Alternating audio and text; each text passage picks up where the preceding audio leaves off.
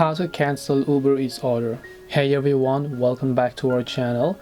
Today we will learn how we can cancel Uber Eats order, so make sure to watch the video till the end. In order to cancel our Uber Eats order, let's say you just happen to order something from Uber Eats and then you decided right after that you don't want to order it, so how do you go ahead and then cancel it?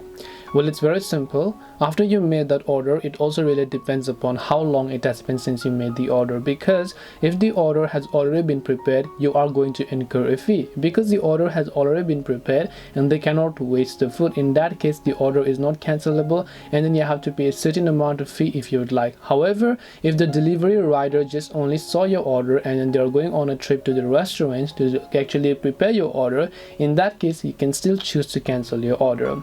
Now what you can do for that is you can tap the account icon from the bottom right of the screen here. Once you tap the account icon from the bottom right, tap the orders tab that you can find over here and then make sure you select it.